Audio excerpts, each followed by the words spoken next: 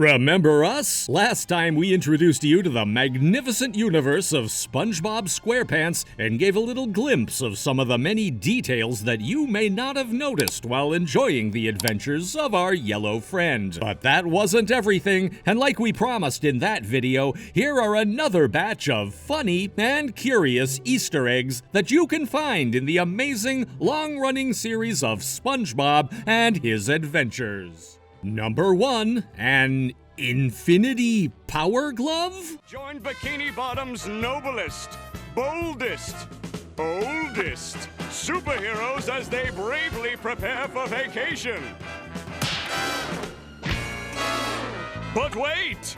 While our heroes relax at Leisure Village, who will watch them? Even in SpongeBob's universe, we're able to find some superheroes, similar to the ones that appear in Marvel or DC Comics.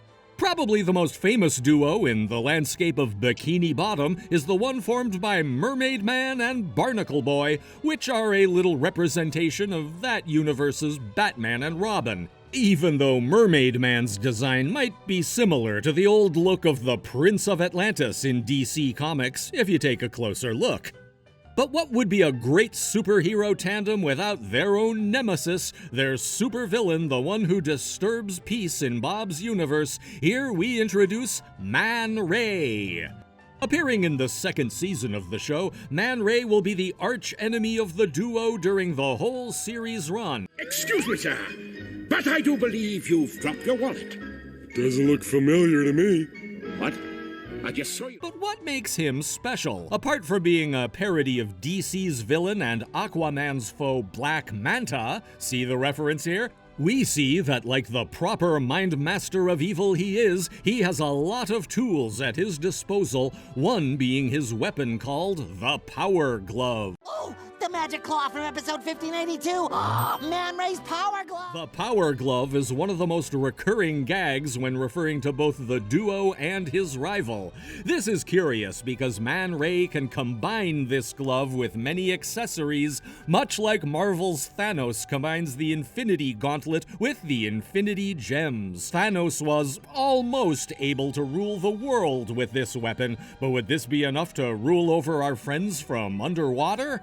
Number 2, a Nickelodeon reference. During the whole history of the show, Plankton has been one of the most important rivals of Mr. Krabs in his quest to steal the secret formula of the Krabby Patty. We have many examples of the failed schemes that this little green evil mastermind has plotted over the years, which include brainwashing SpongeBob, stealing King Neptune's crown, becoming a magician, or even designing the Shelly Superhighway to run over the whole building and get the formula. One of the most recurring gags of the series is seeing Plankton getting stomped on during his schemes. Hi. Well, I guess I've got some explaining to do, huh? No, not the face! Maybe his brain and his intelligence is superior, but his small stature makes him a little hard to see for the inhabitants of Bikini Bottom. In this episode, after SpongeBob tells Plankton that Mr. Krabs wants to give him the secret formula, he gets stomped on by a man with a boot that gives Plankton a strange but yet familiar shape. Did you get it? This shape is a reference to the old logo of Nickelodeon, which surely will be a happy memory to unlock by those who are watching the cartoon and were born during the 90s. Number 3, SpongeBob's living room. But everything we say about Plankton is not going to be bad, right? During the Season 10 episode Plankton Gets the Boot, we see our aforementioned villain being kicked out of the chum bucket by Karen. Karen, baby! Come on, Sugar Lips. You know I'm sorry for everything I said. I accept your apology. I wasn't talking to you, idiot! And SpongeBob agrees to let him stay at his house for a period of time. While spending time together, we are transported to our protagonist's living room, which we can say it's a big homage to the whole history of the show. We see that our squared friend has a toy of Mermaid Man, a pizza that reminds us of the episode Pizza Delivery from Season 1, one strange board game based on our favorite phantom, the Flying Dutchman, and even the balloons inside the house spell the word fun, which was the name of an episode that aired during season 1 of the show. Maybe SpongeBob's house could be considered as Bikini Bottom's own glorified museum. Number 4, a space odyssey? Oh wait, how could we forget about the good old Texas squirrel that lives underwater? Learn some manners! You're about as ugly as homemade soup. Hooray, land squirrel! Sandy is probably one of the most energetic characters around SpongeBob's companions, constantly thinking and planning new plots to surprise every watcher of the show. In this adventure from the first season, Sandy has decided to build a rocket to travel to the moon, but this plan is met with Bob's insatiable curiosity. After they enter Sandy's house and discover the rocket, Bob and Patrick start playing with the features of the vehicle, including many things like changing the gravity to 0, and guess what? Surprises appear here. When everything starts to float, we can see a very strange book in the environment with the number 2001 written on it. 2001? Space? Does it ring a bell for you? 2001: A Space Odyssey is probably one of the best creations for both cinema and pop culture, which really goes in hand to what Sandy's character wants to achieve. Are you surprised by this small reference? Number 5, Squidward's Hall of Fame. How would it be a great SpongeBob video without mentioning Squidward? Squidward Tentacles has been a detrimental part of the show despite not being the main character of the show, but he's had as many feats and professions as our yellow-colored hero. In Season 1 episode Chatterbox Gary, SpongeBob's pet snail Gary gets a device that lets him talk like a normal cartoony being and being able to communicate with the other habitants of the show. Excited about this, SpongeBob brings Gary to Squidward's house to show this new translator. Even though this Gary-Squidward relationship won't end up on the best terms, we see a promising start when the snail is awarded with a tour of Tentacles' house, especially his atelier. In what we can call a Hall of Fame inside Squidward's home, we find many references to other episodes of the show.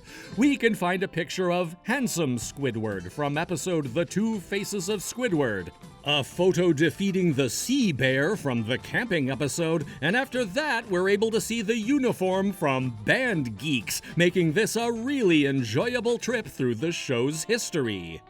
Number 6, an ode to horror films.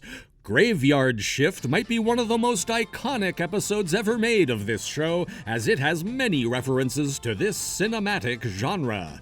To make a brief resume of the scenario, Graveyard Shift puts SpongeBob and Squidward working in the Krusty Krab for a whole night, but don't expect this night to be a calm and quiet one. During this episode, our protagonists get stalked to what at first seems to be an assassin that has a spatula instead of a hand.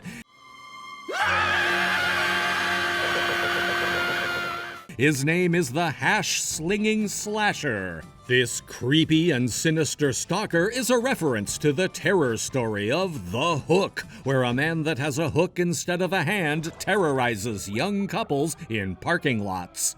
But this is not the only thing that's going to shake our nerves today. While our protagonists are cleaning the restaurant in the fright of the night, suddenly the phone rings and nobody answers Squidward's words. Hello? Nice try, Squidward. Nice try what? The phone will ring, and there'll be no one there. Oh, you crack me up. SpongeBob, I'm not doing this. This makes Bob to make a comparison to horror films where the phone rings and nobody answers, much like in the movie Scream. Does it sound familiar? To finish this round of gloomy moments, during this succession of paranormal activity, we see a moment in which Squidward screams that there's green slime oozing down the walls of the building. This is not the first time we see this in the media, right? In 1979's film, The Amityville Horror, we also find a scene in which blood comes down the walls of the haunted house. A little similar to be a coincidence. Do not think we're leaving you like this. Before we leave, we give you one more Easter egg. During the episode Squirrel Record, where Sandy is trying to break many of this universe's world records, we find that there is also a book similar to the Guinness Book of World Records in this series, called The Guinness O'Ripley Enormous Book of Curiosities, Oddities, and World Records. This might not sound like a big one, but it's a really fun reference. Have you liked this compilation of more SpongeBob Easter eggs? Did you notice every single one of them? Please let us know in the comments section and subscribe to this channel for more SpongeBob SquarePants content. And